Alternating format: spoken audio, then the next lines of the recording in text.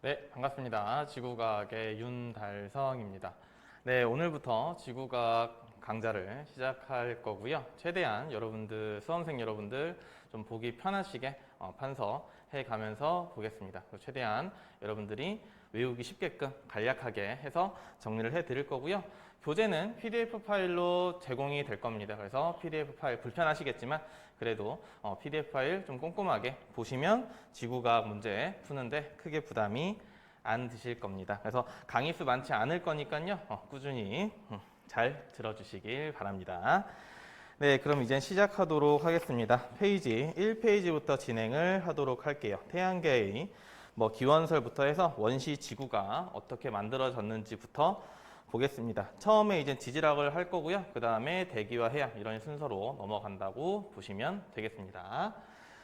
자, 보겠습니다. 원시 지구의 진화라는 게 나와요. 원시 지구의 진화. 근데 이제 원시 지구라는 걸 하기에 앞서서 우리는 태양계가 어떻게 형성이 됐는지를 먼저 보겠습니다.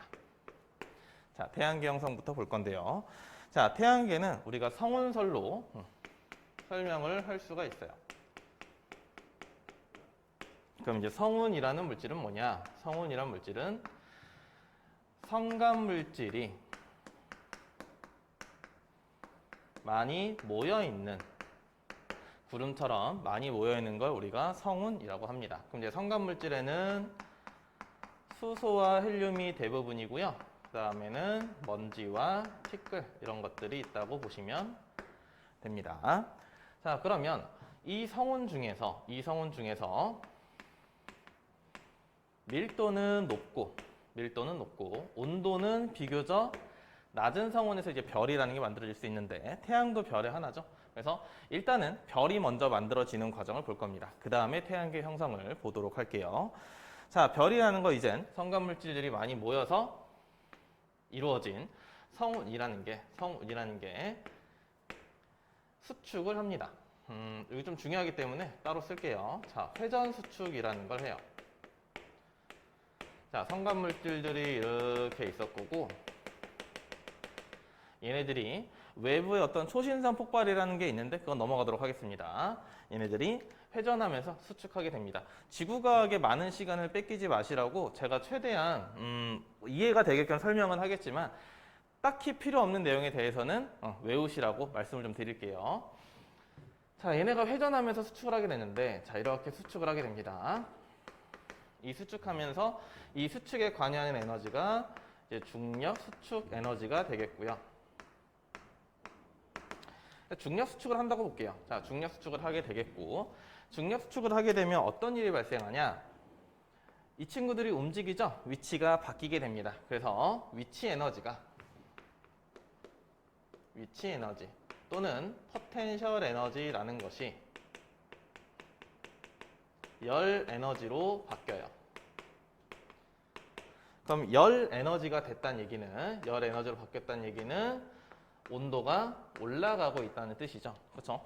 성운이 모이면서, 회전하면서 모이면서 얘네가 열 에너지가 발산되고 그래서 온도가 올라가고 있구나. 이렇게 보시면 됩니다. 자, 그럼 회전 수축을 하고 어느 정도의 별이 크게 커지면 우리가 원시별이 되었다고 얘기를 합니다. 원시별은 그렇게 중요한 건 아니에요. 원시별은 별은 아닙니다. 우리가 원시인을 사람이라고 안 하듯이 원시별도 별은 아니고요. 그 다음에 얘는 별이 아닌 이유가 수소핵융합 반응을 하지 않아요. 수소핵융합 반응을 하지 않습니다. 수소핵융합 반응을 하지 않아요. 조금 더 온도가 올라가고 나서 자, 중력 수축이라는 거는 별의 진화 과정에서 꾸준히 계속 일어나고 있는 겁니다.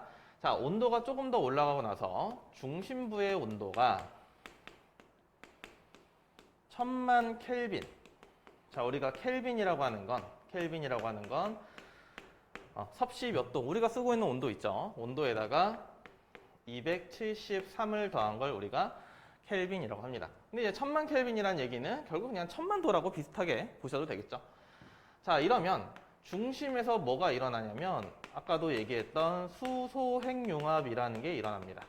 수소핵융합. 그럼 이제 수소핵융합이라는 건 수소가 4개가 모여서 헬륨과 에너지를 만든다. 이렇게 보실 거고요. 그 다음에 수소가 1g이라고 쳤을 때 4개가 모이면 4g이죠.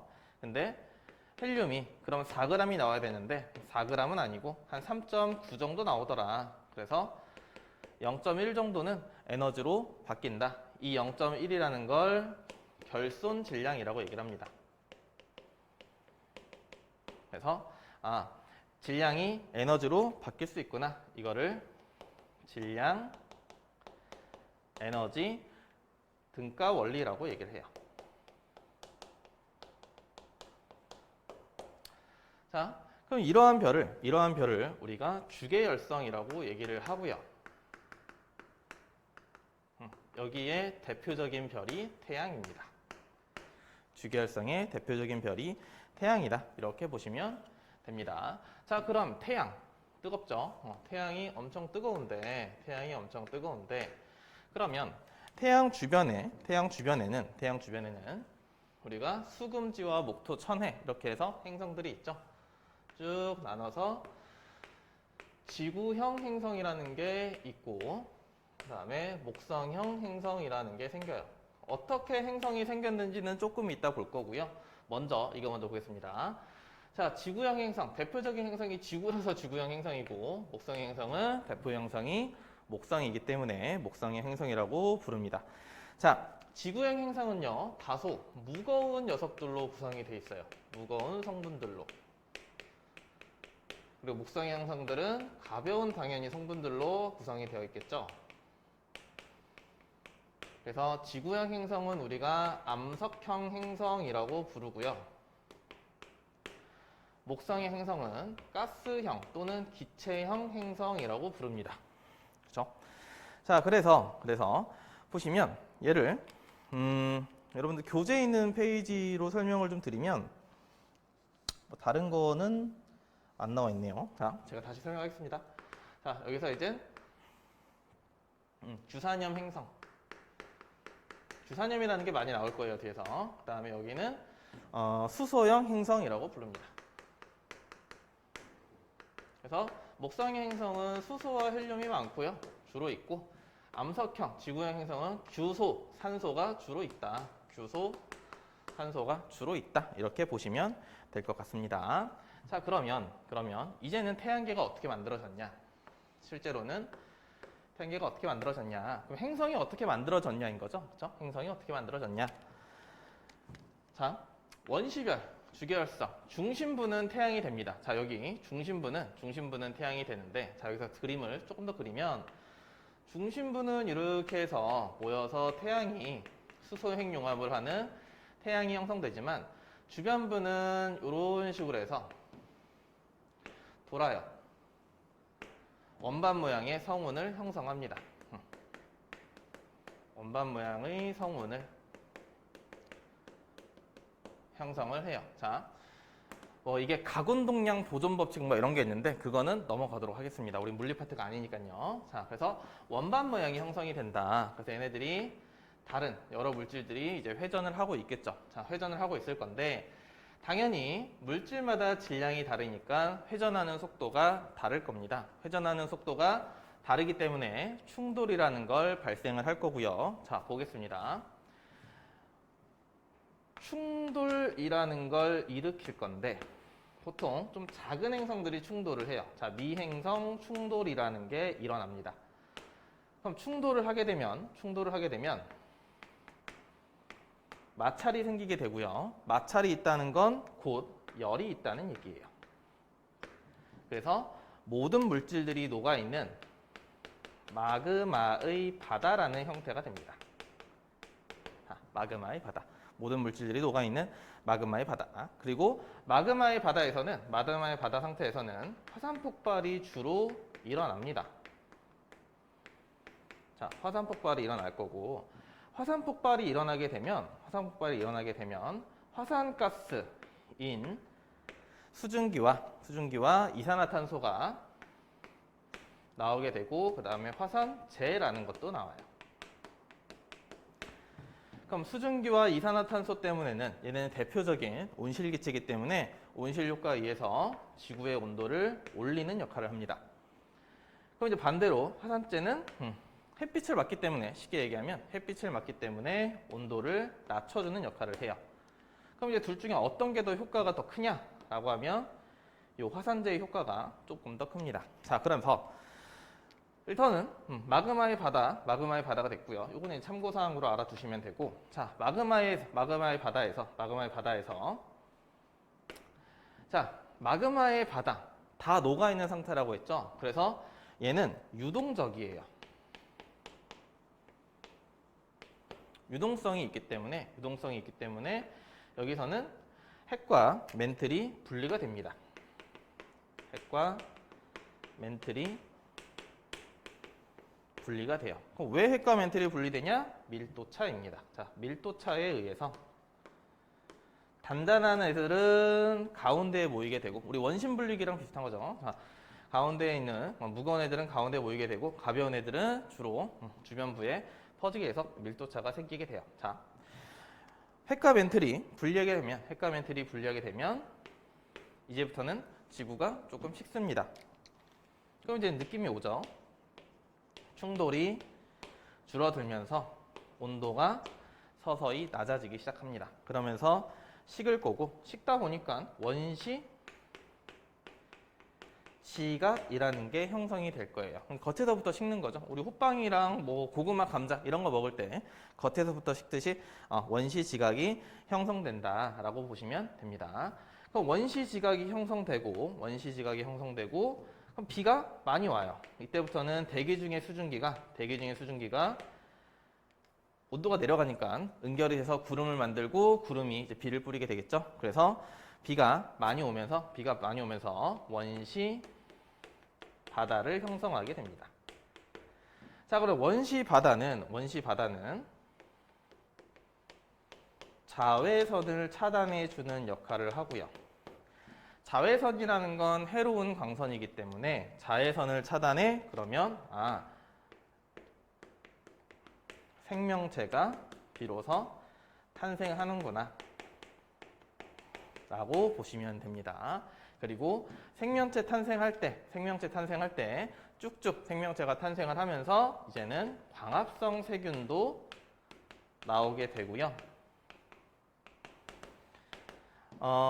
광합성 세균, 우리 광합성이라는 거는 이산화탄소와 물을 갖고 포도당이라는 양분과 이제 산소를 발생하게 되죠. 그렇죠? 그럼 이제 이 산소가 또 오존층을 만들면서 또 자외선을 차단하고 육상생물을 출현한다. 이렇게까지 있는데 우리는 여기까지만 아셔도 상관없습니다. 자, 그래서 보시면 지금 1페이지를 얘기를 했고요. 2페이지를 얘기를 했고요. 그 다음에는 2페이지 중에서 그래프에 대해서 잠깐 얘기를 좀 하겠습니다. 그래프에 대해서. 자, 보시면 효율적으로 쓰기 위해서 여기다 쓸게요. 자, 그래프가 이렇게 나올 겁니다. 여기는 이제 시간이 될 거고요. 그 다음에 왼쪽에 이제 변수가 기체 분압이라고 나오는데 우리는 기체의 양이라고 보셔도 무관합니다. 기체의 양. 그랬을 때 이렇게 해서 N2 질소 그래프가 있고요. 그 다음에 줄어드는 그래프가 있어요. 줄어드는 그래프는 이산화탄소입니다. 이산화탄소. 그 다음에 이렇게 해서 증가하는 그래프가 있고요. 증가하는 그래프는 산소입니다. 산소. 자, 그러면 질소, 산소, 이산화탄소 이렇게 있는데 우리가 대기에 대해서 잠깐 볼게요. 대기에 대해서 보시면 자, 원시 대기라는 게 있어요. 원시 대기. 지구가 처음 형성될 때 대기를 구성하고 있는 성분을 보면 수소도 있고요. 수증기도 있고 그 다음에 메테인도 있고요. 그 다음에 암모니아도 있습니다. 자, 그런데 CO2도 있고요. 근데 이제 원시 대기, 지구의 이제 원시 지구 이제 형성이 막 된 거죠. 이때는 열도 많고 그다음에 번개라던가 뭐 이런 에너지들이 많기 때문에 이런 기체들이 분해가 됩니다. 그래서 어떤 식으로 분해가 되냐면 뭐 수소 기체는 이렇게 있을 거고 탄소와 수소로 또 분해가 되겠죠. CH4는 여기도 질소와 수소로 또 분해가 될 거예요. 근데 지구는 중력이 굉장히 작은 녀석입니다. 끌어당기는 힘이 작은 녀석이기 때문에 H2 좀 속도가 빠른 애들이에요. 아주 작은 녀석이어서 탈출 속도라고 하는 게 있는데 지구를 탈출하기 위한 속도가 있는데 이 수소 같은 경우는 탈출 속도를 훨씬 뛰어넘습니다. 그래서 지구는 수소를 잡아두질 못해요. 대기로. 그래서 수소는 우주 밖으로 날아가게 되고 주로 탄소, 이산화탄소죠. 이산화탄소나 아니면 질소 이런 친구들이 우리의 대기를 구성하게 됩니다.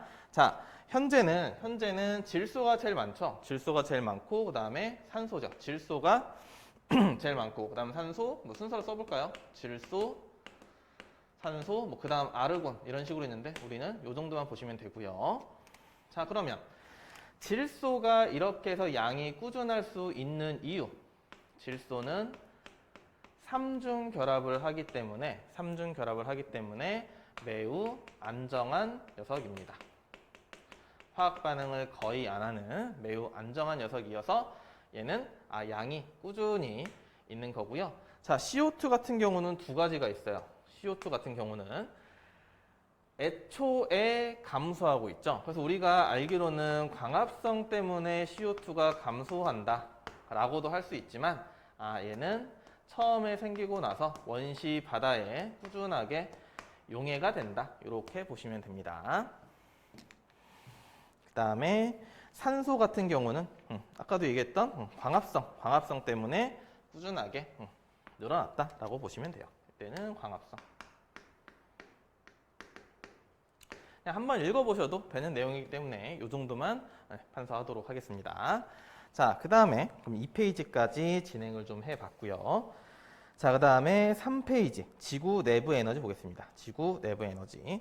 자, 지구 내부 에너지는 뭐 근원 에너지랑 이렇게 있는데 지각 연료량도 나오고 뭐 이것저것 나오는데 어렵지 않아요. 여기는 되게 어렵게 써 있는데 그렇게 어렵지 않습니다. 자, 약간 교탁을 당겨서 자, 보겠습니다. 자, 지구 내부 에너지라고 해서 근원 에너지라는 게 나와요. 자, 지구 내부 에너지 중에서 근원 에너지는 태양 복사 에너지라는 게 있고요. 그 다음에 지구 내부 에너지라는 게 있고요. 그 다음에 조력 에너지라는 게 있습니다. 그래서 일단 제일 쉬운 것부터 보면 조력 에너지는 태양과 달의 인력에 의해 생기는 거고요. 이거를 줄여서 뭐 기조력 이런 식으로도 얘기를 하죠. 그리고 조력 에너지에 의해서 생기는 현상은 밀물과 썰물 이런 게 있죠. 밀물과 썰물. 자, 지구 내부 에너지는 방사성 동위원소의 붕괴열입니다. 방사성 동위원소의 붕괴열.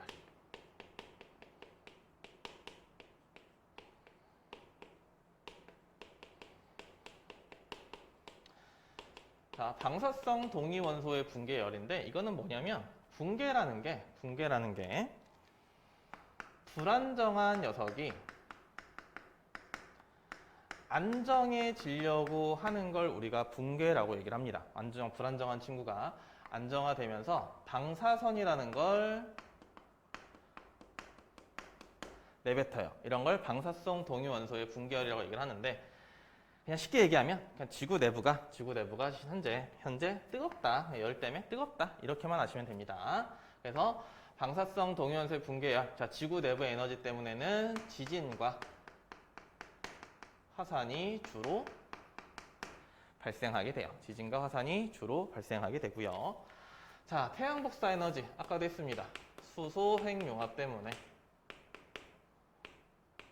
발생하게 되고요.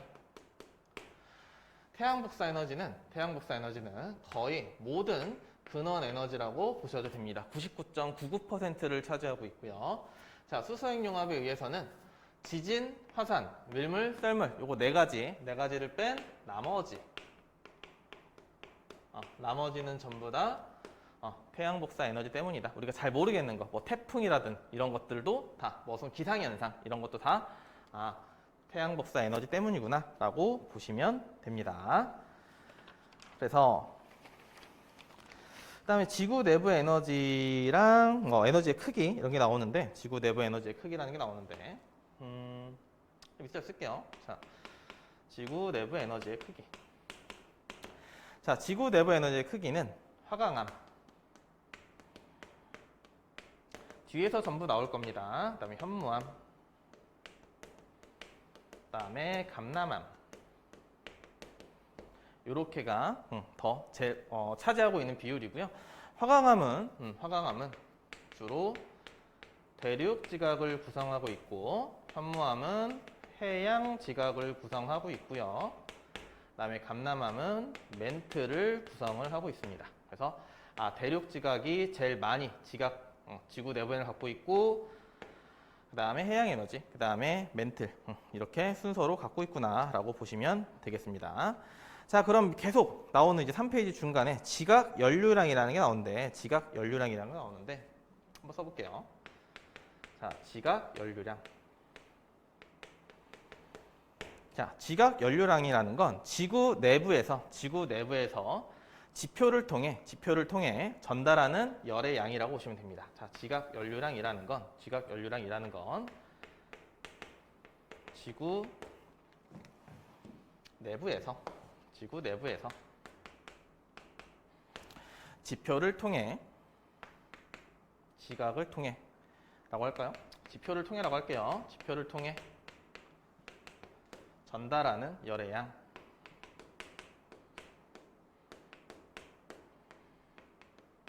그리고 이 지각 연료량은 지각 변동의 원인이 됩니다. 이따가 아마 2교시 때 요거에 대한 자세한 얘기를 하도록 하겠습니다.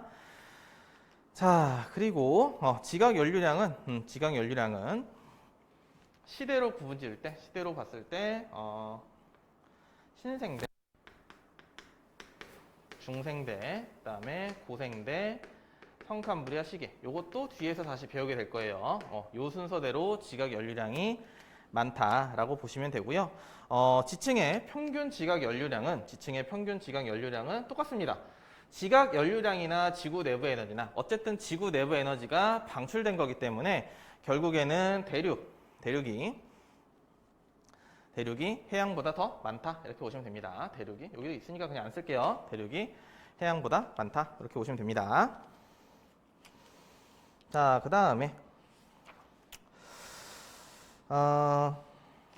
뒤에 넘어가시면 4페이지에는 우리나라 부근 지각 연료량의 분포가 있는데 이건 한번 읽어보셔도 될 것 같습니다. 그리고 칠판 정리하고 다시 판 구조론에 대해서 5페이지의 판 구조론에 대해서 다시 보도록 하겠습니다.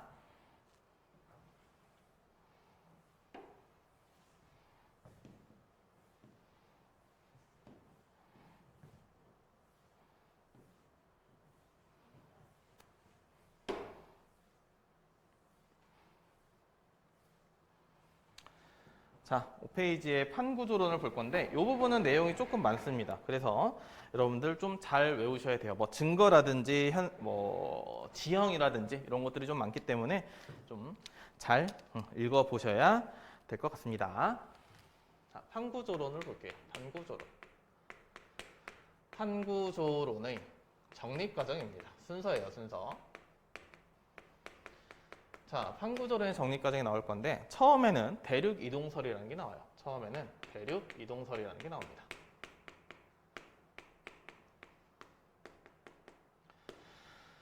자, 대륙 이동설은 말 그대로 대륙이 이동한다 이거예요. 독일의 기상학자 베게너가 주장을 했고요. 내용은 그렇게 어렵지 않습니다. 이 사람이 책을 보는 거예요. 책을 보는데 책을 보고 있는데 읽다 보니까 이게 대륙과 대륙이 예전에는 하나로 연결되어 있지 않았을까 이러한 생각을 하게 되는 겁니다. 그래서 이 사람이 주장한 증거를 보면 뭐 5페이지에 다 써 있습니다. 이렇게 써 있는데 자, 첫 번째 해안선의 일치입니다. 해안선의 일치라고 해서 남아메리카랑 아프리카 쓰진 않겠습니다. 자, 이렇게 있을 때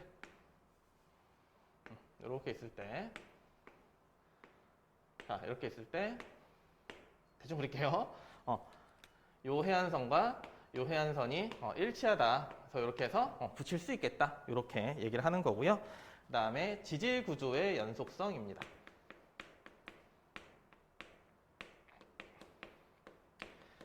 이게 말이 좀 어려워 보이는데 별거 없습니다. 지질 구조의 연속성은 여기 이렇게 산맥이 있고 이렇게 산맥이 있는데 붙이니까 마치 하나의 산맥처럼 연결이 되더라. 이게 지질 구조의 연속성이고요. 그 다음에 빙하의 흔적이 있어요. 빙하의 흔적. 자, 인도를 얘기하는 겁니다. 인도는 지금 현재 적도 부근에 있죠. 적도보다 조금 더 위에 있지만 아무튼 인도는 좀 더운 나라입니다. 그렇죠? 더운 나라인데 빙하의 흔적이 있다. 그러면 옛날에는 인도가 추웠다. 이게 아니고요. 옛날에 인도가 추웠다. 이게 아니라 인도가 속해 있는 대륙이 예전에는 극지방에 있었는데 추운 지역에 있었는데 이 대륙이 움직였구나. 그래서 지금 현재 더운 지역, 적도까지 왔구나. 이렇게 보시는 겁니다. 그 다음에 네 번째 화석 분포가 있는데 메소사우루스랑 글로소프테리아라는 식물이 있습니다. 메소사우루스는 이제 공룡이고요. 글로소프테리아는 식물인데 이런 거예요. 메소사우루스의 화석이 발견이 되는 겁니다. 자, 여기 이렇게 해서 메소사우루스의 화석이 발견이 되는 건데 얘네는 바다 수영을 할 수가 없어요. 그래서 이렇게 화석이 분포되는 거 보니까 이 두 지역이 예전에는 하나의 땅덩어리지 않았을까라는 거고요. 그다음에 글로소프테리아도 마찬가지로 이렇게 같이 분포를 한다. 근데 이제 식물이라는 건 특정한 환경이 있어야 식물이 자라는 건데 양쪽에 다 글로소프테리아라는 화석이 있었다는 것, 그 식물이 살았다는 건 이 지역과 이 지역의 환경이 똑같다는 거고 환경이 똑같다는 건 같은 지역이었을 때 가능합니다. 왜냐하면 지금 현재로서는 위도도 다르고 여러 가지가 다르기 때문에 환경이 같을 수가 없어요. 그래서 이 네 가지를 보고서 베게너가 우리가 예전에는 하나의 땅덩어리인 초대륙이었어. 판게아인 초대륙이었어. 라고 얘기를 합니다. 근데 이제 지질학자들이 이걸 그렇게 좋아하지 않았어요. 왜냐면 베게너가 기상학자였기 때문에 이 것들을 그렇게 좋아하진 않았습니다. 그래서 물어보죠. 그러면 왜 하나의 땅덩어리가 벌어지게 됐니? 그래서 원동력이 뭐니? 물어봅니다. 원동력이 무엇이니? 했는데 베게너가 달의 인력 때문이라고 얘기를 합니다. 달의 인력. 이거는 이제 우리가 지금 생각할 때 터무니없죠. 근데 이 당시에도 마찬가지였어요. 이 당시에도 물리가 굉장히 발달했던 시기이기 때문에 이때 뭐 지구의 질량, 달의 질량, 지구와 달까지의 거리. 그래서 달의 이 인력이 어느 정도인지 측정을 할 수 있었습니다. 그러다 보니까 이게 말이 안 되는 거였죠. 그래서 지질학자들이 좀 무시를 하게 되고 베게너가 다른 증거를 찾기 위해 여행을 떠납니다. 그리고 죽어요. 그래서 대륙 이동설은 이렇게 보시면 되시고요. 자, 그 다음에 두 번째 멘틀 대류설이 나옵니다. 자, 멘틀 대류설. 자, 멘틀 대류설 같은 경우는요. 말 그대로 멘틀이 대류한다는 뜻이에요. 멘틀이 대류한다. 우리가 아까도 계속 멘틀이라는 게 나오는데 자, 지구가 이렇게 생겼죠. 주로 이렇게 생기면 간단하게 얘기하면 내핵이라는 게 안에 있고요. 그 다음에 외핵이라는 게 있고요. 그 다음에 멘틀이 존재하고요. 그래서 아까 우리 핵과 멘틀로 분리가 된다라고 얘기했었죠. 그 다음에 여기 지각이 형성이 돼 있을 겁니다. 지각. 우리 그거를 빼먹었네요. 얘기하다 보니까. 자, 그 마그마다의 바다에서 핵과 멘틀이 분리되고, 자, 마그마의 바다에서 다시 한번 써볼게요. 미행성 충돌, 그다음 마그마의 바다. 그리고 이건 아까 얘기했던 거 첨부사항입니다. 마그마의 바다, 그리고 핵과 멘틀의 분리. 그 다음에 이제 원시 지각. 지각 형성. 그쵸? 이게 쭉 나오죠. 그 다음에. 자, 우리가 이렇게 있을 때, 요렇게. 핵과 멘틀이 분리되기 요 전 상황과 요 후 상황에 대해서 보겠습니다. 요 전 상황과 요 후 상황. 됐죠? 요 전 상황과 요 후 상황. 자, 보시면, 밑으로 내려올수록 볼게요. 밑으로 내려올수록, 시간이 갈수록. 얘는 온도가 높았고요. 요 구간이라고 할게요, 그냥. 온도가 높았고, 얘는 서서히 갈수록 온도가 낮아진다. 이렇게 보면 되고요. 이때는 밀도가 균일하고, 이때는 밀도가 불균일해졌다. 이렇게 보시면 될 것 같습니다. 아까 안 한 것 같아서 온도랑 이걸 안 한 것 같아서 다시 한번 얘기를 했습니다. 자, 다시 넘어와서 지정 멘틀 대류설. 멘틀 대류설은 말 그대로 멘틀이 대류한다는 얘기예요. 우리가 이제 멘틀이라고 하는 건 부분 용융돼 있다고 표현을 합니다. 부분 용융. 그럼 부분 용융이라고 하는 건 부분적으로 녹아 있다는 얘기고요. 이거를 유동성 고체라고 얘기를 합니다. 유동성 고체. 그럼 말 그대로 유동성 고체니까 움직일 수 있다는 뜻이죠.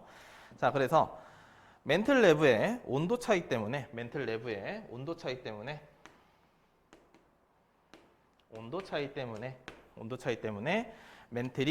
대류하게 된다. 근데 그럼 왜 온도 차이 때문에 대류를 하냐? 우리가 이제 상식적인 얘기로 보면 온도가 올라가면 기체나 액체를 얘기할게요. 온도가 올라가면 부피가 팽창하게 되죠. 그리고 부피가 팽창하게 되면 밀도가 작아지게 됩니다. 밀도가 작아지게 되면 상승하게 돼요. 예를 들면 풍선을 뜨거운 물에 위에 올려놓으면 풍선이 좀 더 팽팽하게 커질 건데, 우리가 밀도라고 하는 건 부피분의 질량이죠. 근데 부피가 커지면 질량은 그대로죠. 풍선 속 안에 있는 기체의 양은 그대로이기 때문에 부피가 증가하면 밀도는 감소하게 됩니다. 그래서 밀도가 감소해 그러면 올라가게 되겠죠. 우리가 기름이 물보다 밀도가 작으니까 물 위에 뜬다라고 얘기하듯이요. 자, 그러면 반대겠죠. 온도가 낮으면 부피는 압축되고요. 작아지게 되고, 그래서 밀도, 로우라고 씁니다. 밀도는 커지게 되고 하강하게 됩니다. 자, 그럼 멘틀 내부에 온도 차이가 있어서 뜨거운 부분과 차가운 부분이 있을 거고, 그러다 보니까 상승하고 하강하는 이런 대류가 일어난다. 그러다 보니까 땅이 움직인다. 이 얘기입니다. 왜냐면 여기서 움직이다 보면 이렇게 대류를 하게 되면 여기 있는 땅들을 데리고 다닐 수도 있겠죠. 자, 거기까지가 이제 5페이지에 대한 얘기라고 보시면 됩니다. 그 멘틀 대류의 상승부와 하강부에 그 5페이지 제일 밑에 보시면 뭐 새로운 지각이 형성, 그다음 밑에 산맥이 형성 이런 게 있는데, 요거는 뒷부분에서 자세히 다루도록 하겠습니다. 지금은 이런 과정들이 있구나라고 보시면 되세요. 자, 그럼 이거의 한계, 멘틀 대류설의 한계가 있죠. 자, 대류기동설의 한계는 원동력을 설명을 못한 거고요. 멘틀 대류설의 한계는 이게 다 가설입니다. 가설. 왜냐하면 우리는 멘틀까지 뚫고 들어가지 못했어요. 이 당시에 멘틀까지 뚫고 들어가지 못했기 때문에 멘틀 대류, 멘틀 안에 온도 차이를 확인을 할 수가 없었습니다. 그래서 이거는 묻히게 되고요. 요 이후에 해저 확장설이 나오게 되죠. 6페이지에 해저 확장설이 나오게 됩니다.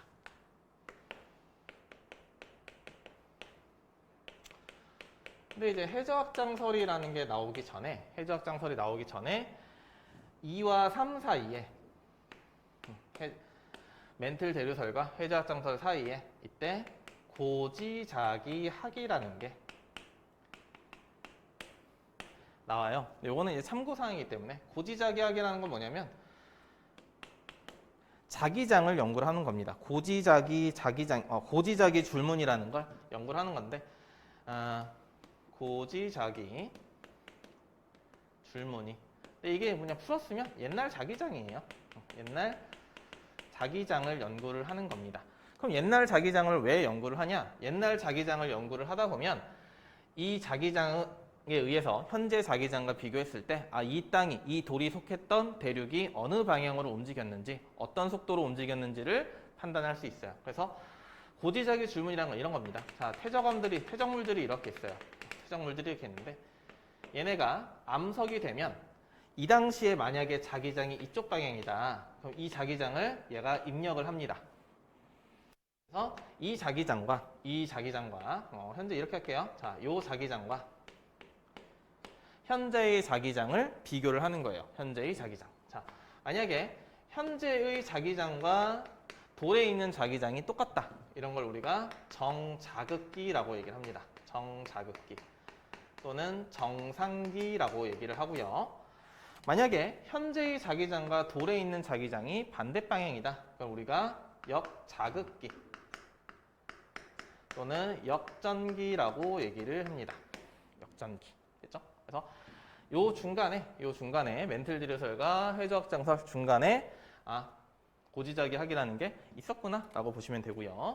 자, 다시 넘어와서 회저악장설. 자, 회저악장설. 해저가 벌어졌다는 얘기죠. 그렇죠? 해저가 벌어졌다.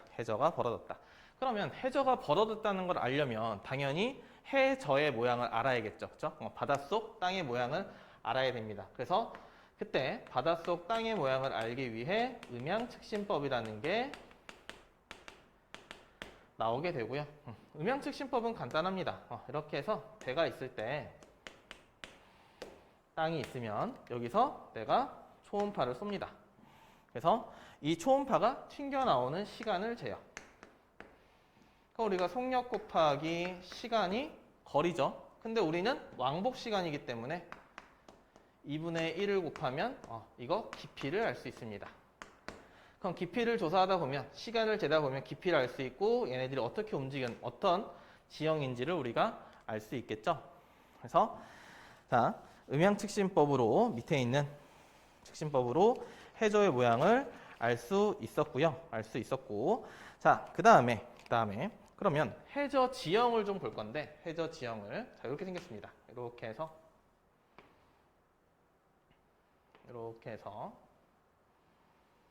뭐 이런 식으로 생겼는데 자, 물은 이렇게 있겠죠? 자, 이렇게 있을 거고 자, 우리가 중요하게 이제 뒷편에서 우리 암석할 때 퇴적암이라든지 이런 거 할 때 많이 나오는 건데 여기 이렇게 좀 비교적 완만한 이거를 우리가 대륙붕이라고 얘기를 해요. 그리고 좀 경사가 깊어지는 이걸 우리가 대륙사면이라고 얘기를 합니다. 그다음에 바닷속 골짜기 여기를 해구라고 얘기를 해요. 해구. 자, 근데 해구는 태평양에만 있습니다. 그리고 수심 6,000km. 여기를 해구라고 얘기를 합니다. 그다음에 6,000m요. 6,000m를 해구라고 얘기해요. 6,000km 너무 많죠? 6,000m를 해구라고 얘기를 하고요. 그럼 대서양은 해구가 없고 여기를 여기가 이렇게 완만해요. 대서양 같은 경우는 해구는 없고 완만하고 여기를 대륙대라고 얘기를 합니다. 대륙대. 그다음에 여기 이렇게 해서 평평한 이 지형을 심해저 평원이라고 얘기를 하고요. 여기는 바닷속 산맥해서 이거를 해령이라고 불러요. 해령도 뒷부분에서 잘 나올 겁니다. 그 다음에 여기 옆에를 우리가 해산이라고 부르고요. 그 다음에 여기 좀 깎여있는 이 평평한 이 산을 우리가 평정해산이라고 부릅니다. 기요라고도 불러요. 기요. 그래서 우리가 해령에 대해서 해령을 기준으로 땅이 벌어진다. 일단 결론부터 얘기를 하겠습니다. 결론부터 얘기를 하면 자, 해령을 기준으로 땅이 벌어지게 돼요. 밑에 멘틀의 대류에 의해서 나올 건데 그 얘기는 조금 이따 한 타임 쉬고 얘기하도록 하겠습니다. 땅이 벌어질 건데 자, 마그마가 올라오면서 땅을 벌릴 겁니다. 그래? 그러면 여기 마그마가 뚫고 나오면 화산이 될 거고요. 여기에 마그마가 식으면 새로운 땅이 될 거예요. 새로운 땅. 그러면 해령의 중심에서는 새로운 땅이 생기고 해령의 중심으로 멀수록은 나이가 든 땅이겠죠. 중심부가 새로운 땅이니까 서서히 밀려난 나이가 든 땅일 겁니다. 그래서 이렇게 해령이 있을 때 해령의 중심으로부터 Y축이 나이라면 그래프가 이렇게 그려집니다. 이렇게 해령에서 멀어질수록 나이가 많구나. 그리고 나이가 많다는 건 그만큼 무언가가 많이 쌓였겠죠. 퇴적물의 두께도 두껍다. 이렇게 보시면 됩니다. 그래서 여기까지 해서 해저확장설까지 정리를 좀 했고 칠판 마저 정리하고 그 다음에 뒤에 판구조론해서 자세히 보도록 하겠습니다. 이 부분도 좀 내용이 좀 많아요. 그래서 지질학 자체가 내용이 좀 많습니다. 땅이나 지형 같은 게 외울 게 많기 때문에 이 부분 좀 꼼꼼하게 공부를 하셔야 됩니다. 네, 그럼 판서 정리하고 칠판 정리하고 다시 보겠습니다.